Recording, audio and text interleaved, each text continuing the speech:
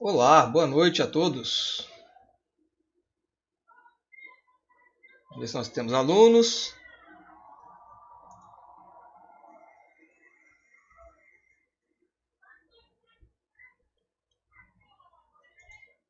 Por enquanto não.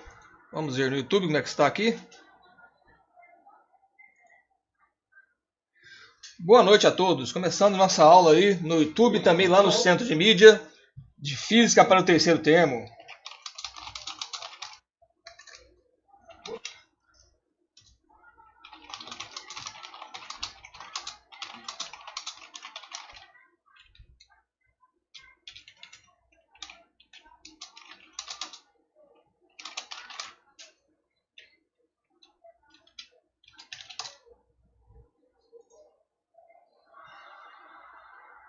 Aguardar um tempinho para o pessoal vai entrar lá no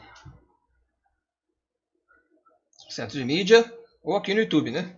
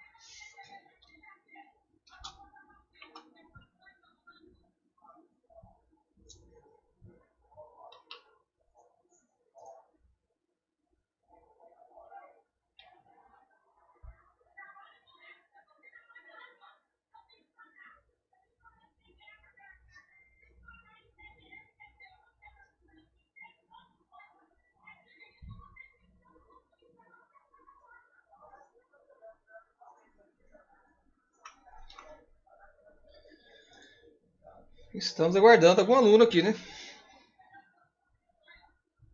Vamos esperar eles entrar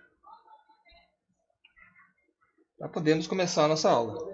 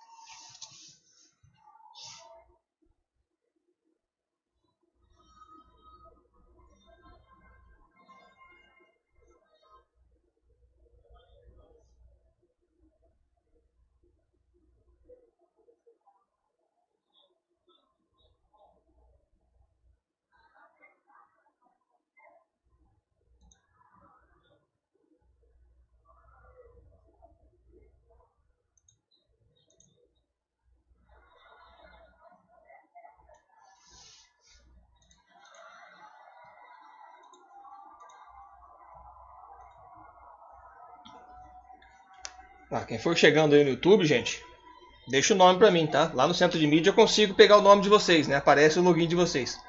Aqui no YouTube, se vocês não deixarem o nome, eu não consigo saber quem está presente.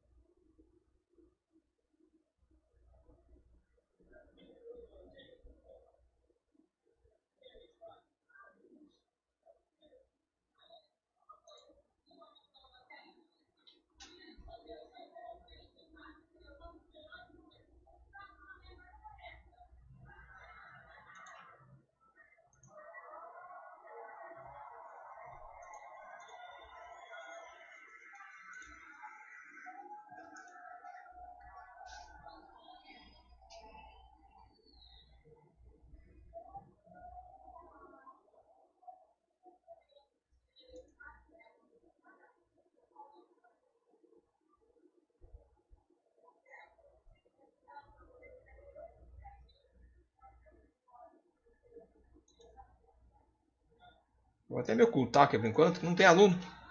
Vamos esperar os alunos aparecerem, né? O pessoal assistiu a última aula e esqueceu da vida? Esqueceram de continuar aqui para a aula de física?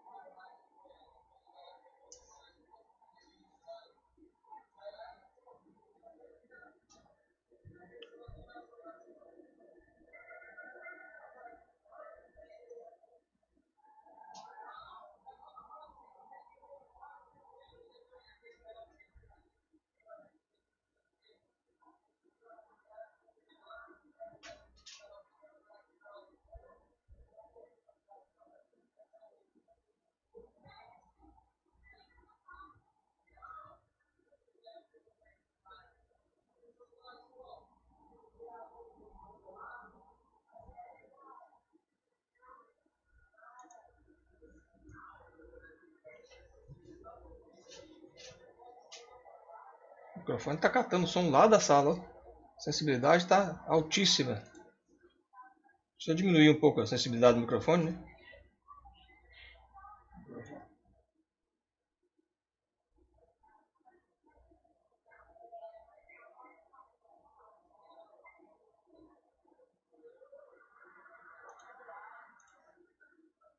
Melhorou.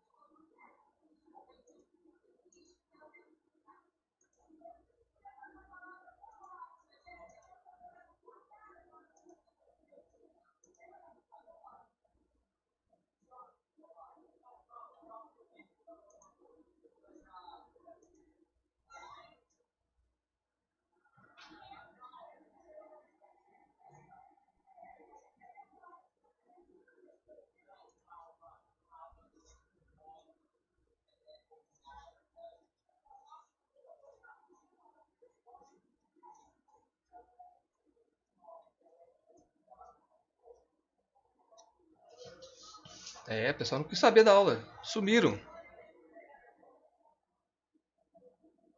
Estamos aqui tanto no YouTube quanto no centro de mídia, sem a presença de alunos hoje.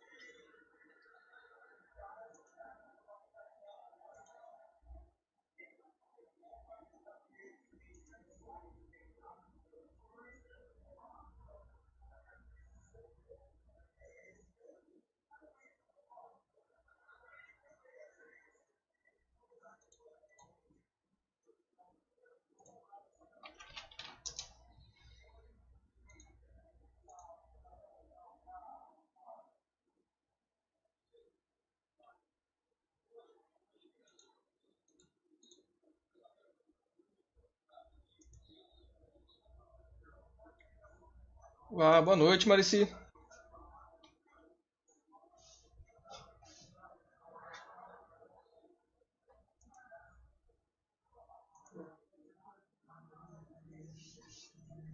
Achei que ia ficar sozinho aqui na sala hoje. Falei, quando for parar os alunos?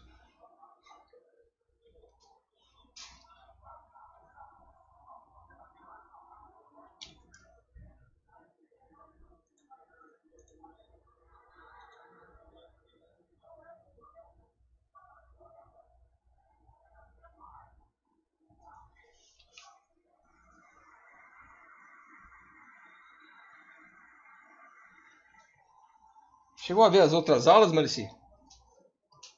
Comecei a matéria de vocês na aula do dia. Deixa eu ver, terceiro tema de física. 24.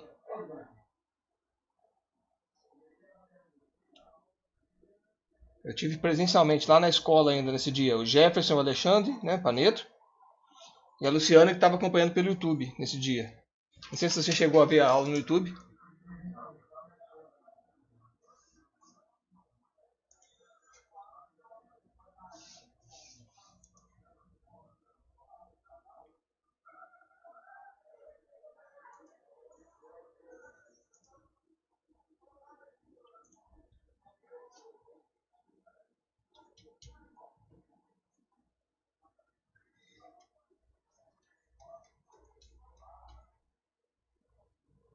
Vou jogar na tela a nossa apostila, quer ver? Então no dia 24 a gente começou a estudar o primeiro tema de física, que é a eletricidade, né? Aí eu citei então que assim como quase todas as partes que a gente vê em física, né, esse termo também tem origem grega.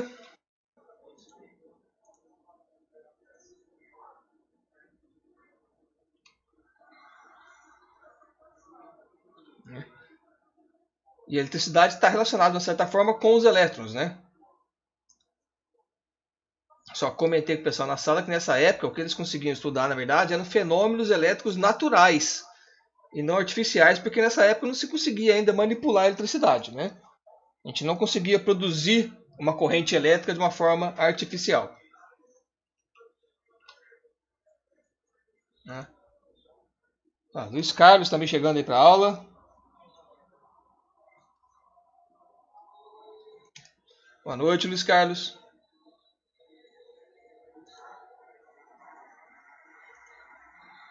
Só confirmar aqui no diário se tem mais de um Luiz Carlos. Será que tem dois? Eu tenho que colocar o sobrenome junto também. Mas eu acho que o Luiz Carlos não.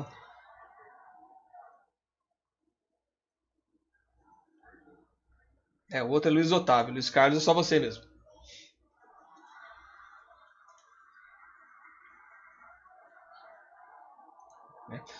Bom. Aí a apostila fez uma pergunta pra gente meio estranha, né? Que mostrava pra gente uma casa aqui pra gente interpretar aonde estaria o uso da eletricidade nisso aqui, né? Na verdade, aqui não tem nada que mostre o uso de energia elétrica.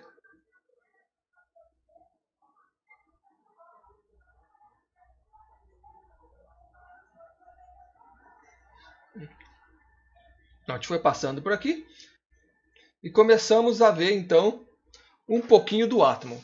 Por quê? Já que a eletricidade surge então do elétron, nós temos que conhecer o átomo, conhecer um pouco da estrutura atômica, para a gente entender o que é essa eletricidade, não é? Então comentamos aqui que esse é o modelo de átomo que vocês provavelmente conhecem. Já antecipei que fisicamente ele está errado, o átomo não é bem assim. Né? Então, na verdade, um átomo é um pouquinho diferente disso. Mas esse modelo já explica a maioria das coisas que acontecem ao nosso redor. Né? E que a eletricidade depende então desse cara aqui que é o elétron. Esse elétron então ele é muito menor do que o núcleo, muito menor do que o próton e o nêutron que fazem parte do núcleo. Né? E ele tem uma particularidade que é o fato de ter uma carga negativa. Ele é uma partícula muito pequena de carga negativa. Né? Fiz aqui várias anotações então aqui sobre o elétron, tá? E falamos um pouquinho dele da carga aqui. Né? Então, eu comentei na aula, e foi a última parte que a gente viu, que as cargas elétricas são quantidades muito pequenas, porque elas vêm dos elétrons, que são coisas extremamente pequenas. Né? Então, de um modo geral, essas cargas elétricas são medidas em unidades menores do que a unidade de carga elétrica normal. Né? Então, a carga elétrica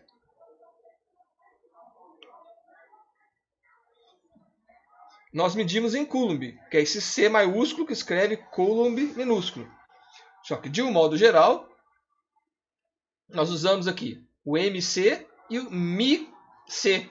Então, MC é milicoulomb, desculpa, e o MiC, microcoulomb. Né? Então, o que é esse MC? É 0,001, ou seja, eu dividir por 1000. Né?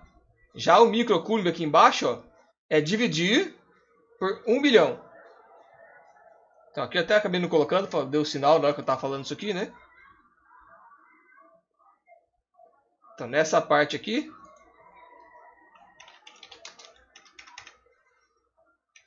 nós temos que dividir por 1 milhão. Para chegar no microcoulomb.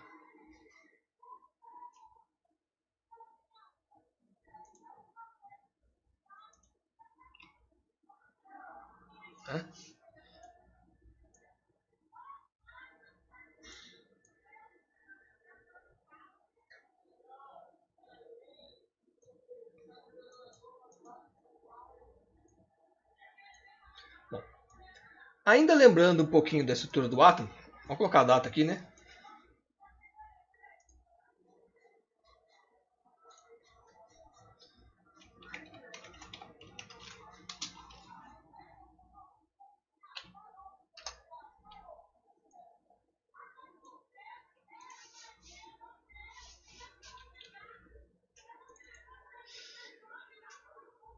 Já que esse átomo possui cargas, né, nós temos ali, se a gente pegar aqui, ó, no núcleo, as partículas vermelhinhas que ele chamou de prótons são positivas, já as partículas azuis que ele chamou de são os nêutrons, não tem carga nenhuma, tem carga zero.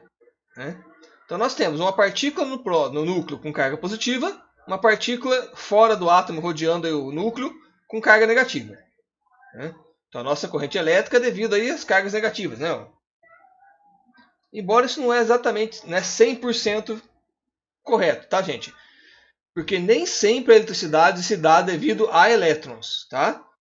Então, na grande maioria das vezes, a eletricidade surge do movimento do elétron. Algumas vezes são outras partículas que se movem, que podem até ter cargas positivas.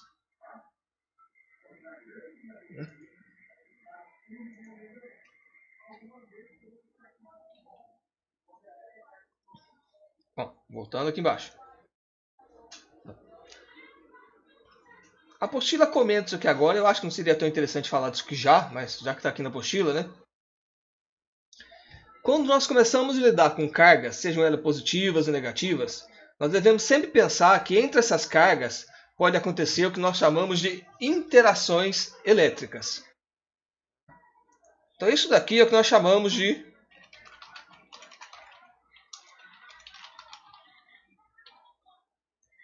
interações elétricas. O que são interações elétricas? Partículas ou objetos que têm cargas, se eles estiverem próximos, eles podem interagir. E eles interagem de que maneira? Tá? Se eu tenho duas partículas ou dois objetos positivos, eles vão gerar uma repulsão. Um vai repelir o outro. Né? Ou se eles dois forem negativos, vai acontecer também a repulsão. Então, de um certo modo, o que nós falamos? Que cargas iguais se repelem.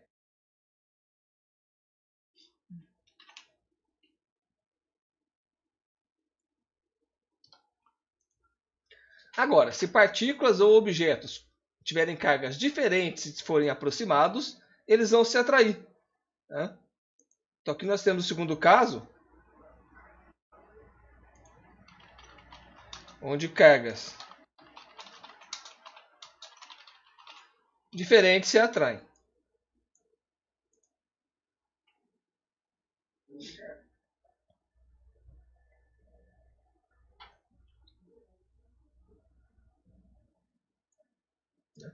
Então nós podemos ter cargas positivas com negativas ou negativas com positivas. Na verdade dá na mesma, é só uma inversão aqui, né?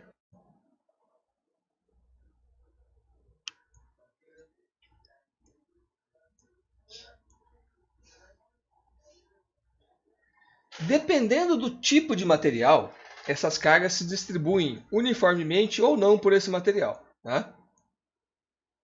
Então aqui ele já está falando do poder da ponta, ele nem falou um pouquinho de material. Mas vamos pensar o seguinte. Podem haver diferentes tipos de materiais, ok? Vamos colocar aqui, ó, as cargas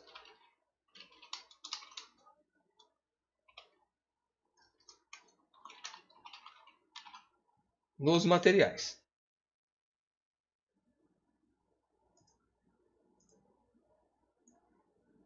Aí, não me deixa ir para a página de baixo. Então aqui, vamos fazer nesse espaço aqui mesmo, ó, tá? Nós temos na física aí, basicamente, a grosso modo, dois tipos de materiais. Os materiais que podem conduzir eletricidade e os materiais que não conduzem eletricidade. É lógico que essa classificação entre conduzir ou não é muito grosseira. Tá? Nós vamos ter materiais que conduzem mais, materiais que conduzem menos, conduzem pouco, não conduzem nada. Tá?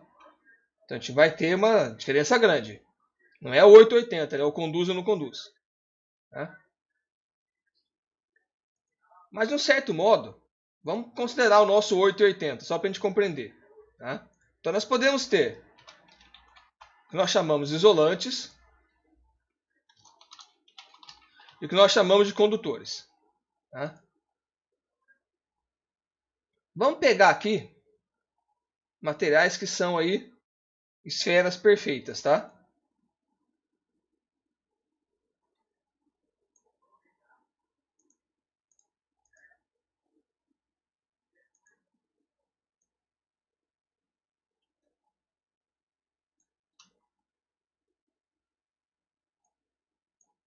Então aqui eu tenho meu isolante. E aqui eu vou desenhar a esferinha perfeita que é o meu condutor. Bom. E aí vamos supor que eu vou pegar então e eu vou adicionar cargas no isolante e no condutor. Mais para frente nós vamos ver como que nós conseguimos colocar cargas no material, ok? Imagina que eu vou adicionar a carga. Opa. Nesse ponto aqui e nesse ponto aqui. Tá? O que tem de especial o material isolante? Se ele é isolante, ele isola. O que significa falar que ele isola? Tá? É meio óbvio, né? Se ele é isolante, ele tem que isolar. Mas o que significa fisicamente isso? Significa falar que ele impede o movimento das cargas. Tá? Então, se eu pegar e colocar duas cargas desse material, uma aqui e outra aqui, essas cargas vão ficar paradas, elas não podem se mover, pelo fato do material ser isolante. Tá? Então a carga vai ficar quietinha no ponto onde ela foi colocada. Ela se mexe muito pouco. Já no caso de um material condutor, se eu coloco uma carga aqui e outra carga aqui, tá? Essas cargas não ficam paradas, elas vão se afastar. Por quê? Porque eu coloquei duas cargas positivas. Duas cargas positivas sofrem repulsão. Como esse material é condutor, ele permite o movimento das cargas. E as cargas se separam o mais longe que elas puderem. Tá? Então, em materiais isolantes, as cargas são concentradas. Né? Então, nós podemos colocar aqui que há uma concentração das cargas. Nos materiais condutores, nós temos uma distribuição das cargas.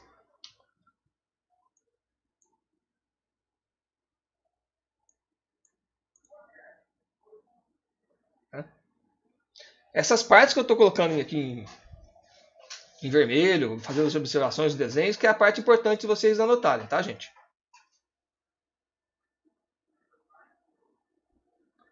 Deu para compreender essa definição aí, gente? Que as cargas podem ser positivas ou negativas. Negativas são do elétron, positivas são relativas a prótons. Né? Cargas positivas se repelem, duas negativas se repelem, positiva e negativa se atraem. E principalmente essa parte aqui de isolantes e condutores. Isso é uma das partes mais importantes da aula de hoje, por enquanto.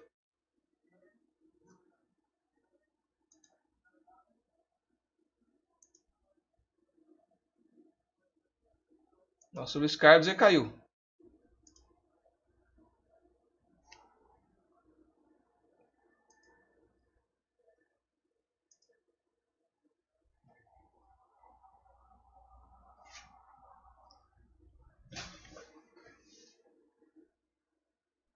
Tudo bem com esse conceito, Marici?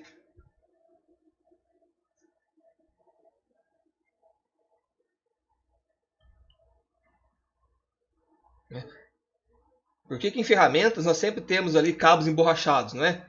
Porque o metal da ferramenta é o condutor. Só que os cabos de borracha são isolantes. Então, para a gente não tomar choque quando a gente mexe em algum lugar, nós precisamos de alguma coisa que não deixe as cargas se distribuir, né? Esse é o conceito que está por trás. Só um minutinho, gente. Ficou a garganta inteira. Estava esquecendo de pegar minha água. Aí não tem garganta que aguente, né?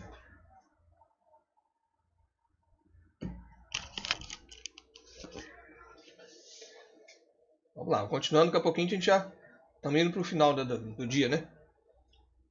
Bom, por que eu falei isso aqui, tá? Porque ele traz aqui na apostila o poder das pontas, tá? Só que a apostila esquece de um problema um caso muito sério. Isso aqui só é verdade se o material for condutor. Tá, ele até coloca aqui, mas aí se você não explicar o que é condutor e o que é isolante antes, não serve para nada, né? Então, ó, vamos destacar isso aqui, ó. Em materiais condutores que têm uma forma que não é simétrica, né, vai acontecer esse processo aqui. Né? O que é isso? Imagina que a gente vai colocando carga nisso daqui. Então eu vou pegando aqui e eu vou inserindo carga nesse objeto aqui. Ó. Como que essa carga vai se distribuir? Elas sempre vão estar mais concentradas nas pontas. Né? Então aqui nós teremos mais cargas. E por isso que isso aqui é chamado poder das pontas. Ou seja, as pontas atraem as cargas. Ah, mas tem muita carga positiva aqui, ó, junta, muito perto. Por que elas não estão se separando? É porque aí vão entrar outros fenômenos físicos, gente, por trás disso, que não seria tão simples assim eu explicar para vocês aqui, tá? Envolveria conceitos mais complexos. Então nem vou entrar muito nisso. É importante guardar, então, que as pontas atraem as cargas. Tá?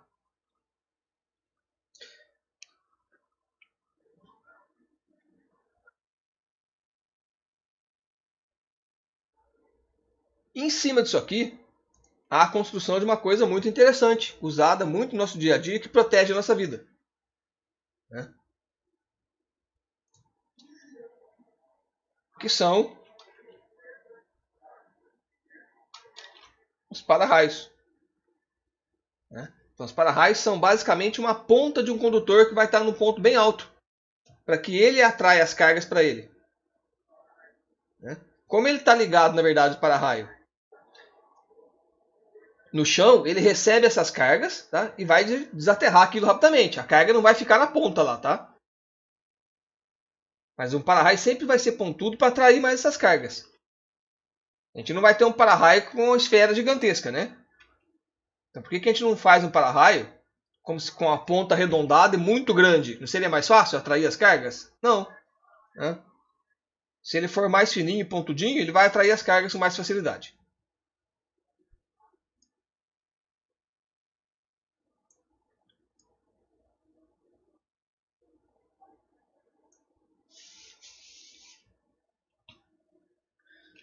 Bom, como toda eletricidade, gente, depende das cargas elétricas, né? Então, quando a gente fala em carga elétrica, nós temos que lembrar sempre que ela que vai definir para a gente a eletricidade, que está em um determinado material. Uma coisa muito importante é nós sabermos fazer a quantização dessa carga. O que é fazer a quantização de uma carga elétrica, então? Isso aqui representa a gente encontrar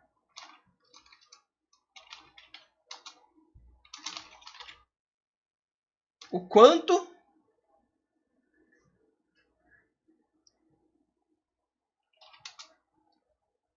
de cargas tem um determinado objeto. Se essas cargas são elétrons, eu quero saber quantos elétrons tem lá. Se essas cargas são prótons, eu quero saber quantos prótons tem lá. Se essas cargas são íons, eu quero saber quantos íons tem lá. Né? Essa carga pode ser prótons, elétrons ou podem ser íons. Pode até colocar aqui, ó. Deixa eu colocar uma letra um pouquinho menor. Vou colocar no verdinho aqui, ó.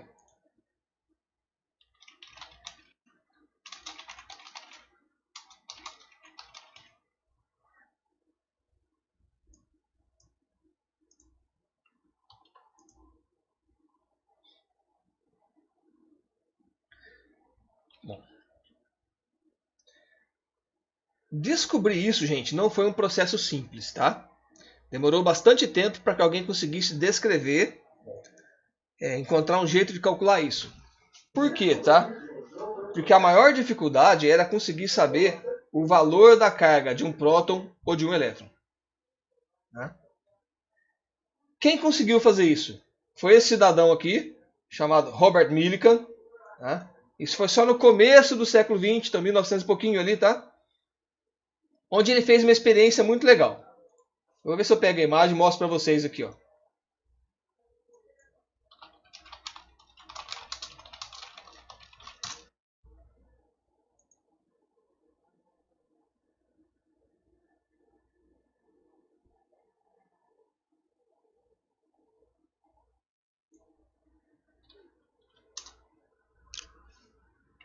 Deixa eu achar aqui.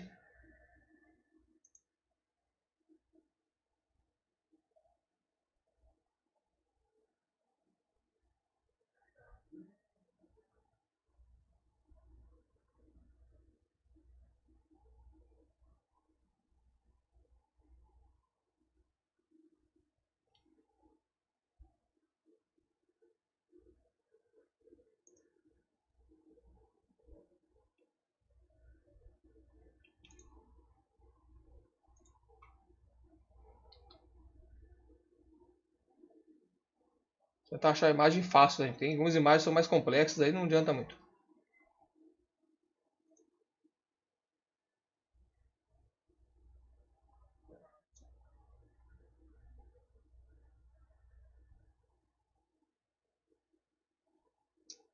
Aqui, eu achei, deixa eu jogar para vocês aqui.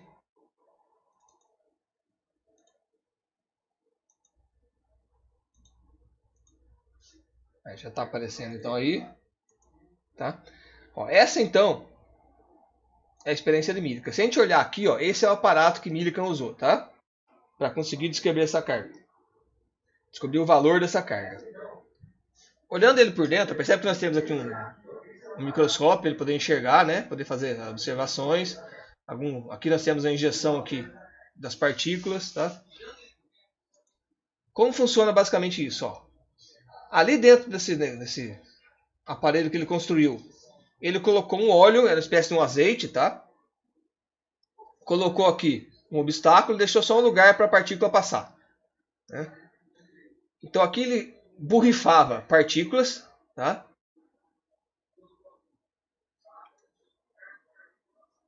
E essas partículas eram, por esse prato aqui, carregadas positivamente. Ok? Essas partículas se tornavam carregadas positivamente em contato aqui com esse prato aqui. Quando elas atingiam esse óleo, elas tinham uma certa carga positiva e tinham o efeito também da gravidade. Né? Se você pega um objeto e solta, ele tende a cair. Se essas partículas não estavam carregadas, elas caíam com uma certa velocidade. Né? Carregadas, elas caem com outra velocidade. Então percebe que aqui eu tenho um prato positivo, aqui eu tenho um prato negativo. Ó. Então eu tenho uma força de atração e repulsão sendo feita pelos dois lados. Tá? Então o que Millikan fez foi analisar o movimento dessas partículas. Como que elas eram desaceleradas na sua queda pelo fato dessa eletricidade estar ligada nesses pratos ou não. Tá? Logicamente que é uma explicação simplificada, né, do processo, mas é basicamente isso. Com esses pratos aqui sendo alimentados por eletricidade, essas partículas caem numa certa velocidade. Com isso aqui desligado, elas caem mais rápido. Né? Então Millikan, analisando esses movimentos, fazendo centenas de contas, tá? Não foi de uma hora para outra. Ele consegue, então, estimar, consegue descobrir o valor da carga de um elétron. Tá? Então, a carga do elétron tem esse valor aqui, ó. 1,6 vezes 10 a menos 19. Repara, gente, que esse valor é uma coisa muito pequenininha, né? Se eu tentar escrever isso aqui, ó, por que se usa potência de 10? Tá, ó? Porque 1,6, ó, vezes 10. Por vermelho fica melhor para ver, né?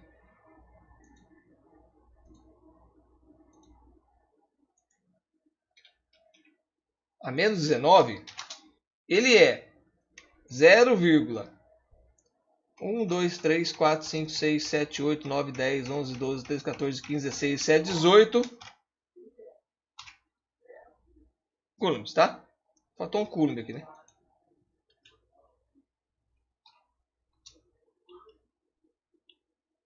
Ó, 1, 2, 3, 4, 5, 6, 7, 8, 9, 10, 11, 12, 13, 14, 15, 16, 17, 18, 19. A vírgula seria aqui, certinho.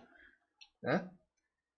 Então, escrever tudo isso aqui sem usar uma potência de 10 é bem complicado, né?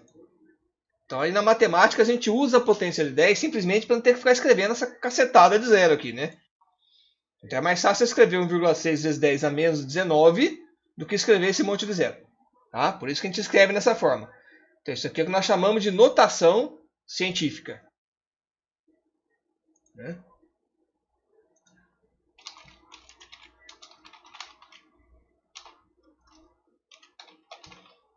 Já deu para perceber que esse nome surgiu porque ele foi usado pela ciência, obviamente. Né? É a necessidade da ciência que exigiu nós escrevermos números dessa forma mais simplificada, mais fácil de se ler. Né? Então, quando Millikan fez essa experiência, ele percebeu então que o próton e o elétron tinham o mesmo valor de carga. Isso até já sabiam, né? Antes eles já imaginavam isso mesmo. Millikan comprovou, né? E que se eu estou falando de elétron, então aqui, ó, o elétron tem carga negativa de menos 1,6 vezes 10 a menos 19. Já o próton tem carga positiva de 1,6 vezes 10 a menos 19.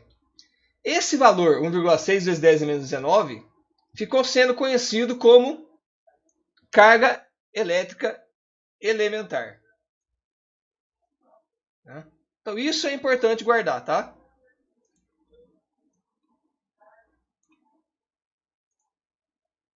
Então o E é a carga elétrica elementar, tá?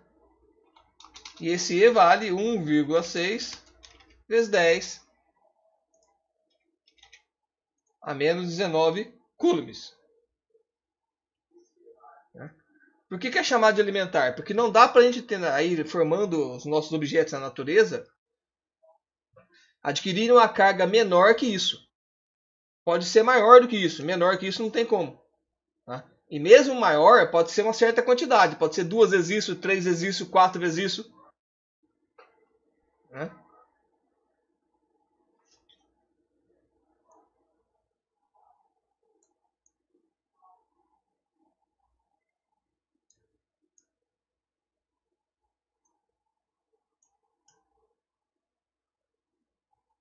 Então aqui, ó, deixa eu tampar isso aqui, que a explicação do apostila tem hora que acaba com a gente. Vamos pôr branco aqui, ó. Imagina que eu tenho, então, um objeto com um único elétron. Né?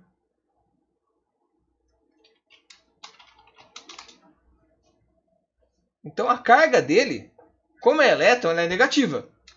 O valor 1,6 vezes 10 a menos 19.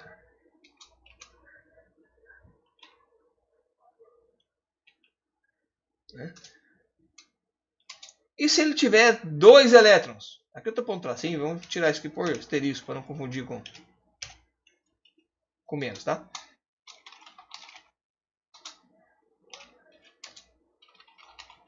Ah, professor, se ele tem 2, ele vai ter o dobro, não é? Qual que é o dobro de 1,6? 3,2.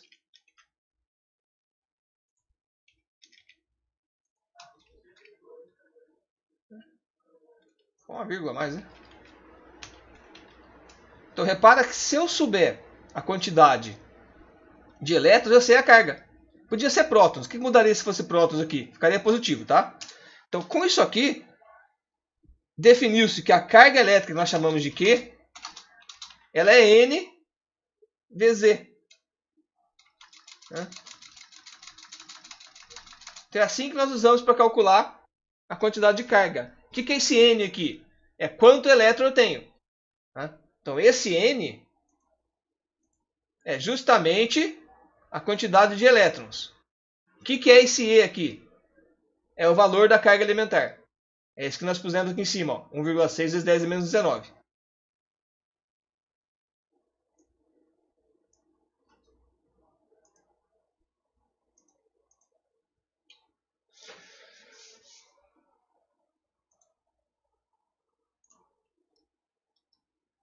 Então nós vimos na aula de hoje aí como que nós podemos calcular a carga. Isso vai ser muito importante para a gente definir a corrente.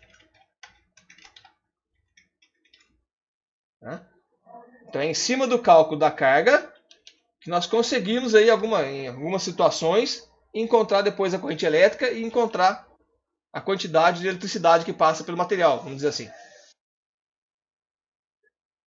Né?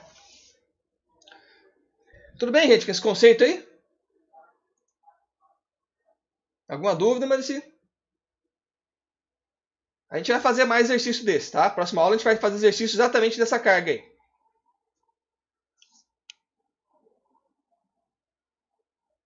Eu coloquei esse exercício antes porque... então, a conta é mais chatinha, né? Mas eu coloquei esse anterior aqui porque o que a apostila coloca já é um pouquinho mais complexo. Então ele já colocou uma quantidade maior aqui, ó. 2 vezes 10 oitava, 4 vezes 10 oitava. Então eu coloquei esse aqui que é mais simples primeiro.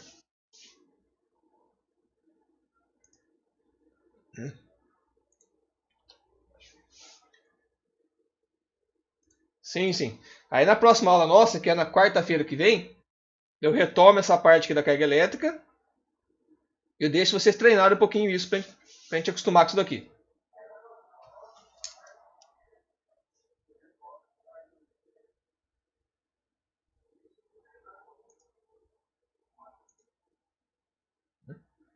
Já chegamos aí às 11 horas, né? Então nós vamos aí encerrando nossa aula de hoje. Então, eu transmito ao mesmo tempo por aqui e pelo YouTube, tá? Se você por acaso tiver alguma dificuldade de abrir aqui um dia, pode ir lá no YouTube que você consegue assistir a aula também. Mas por enquanto não pode ser presencial na escola, vai ser por aqui mesmo.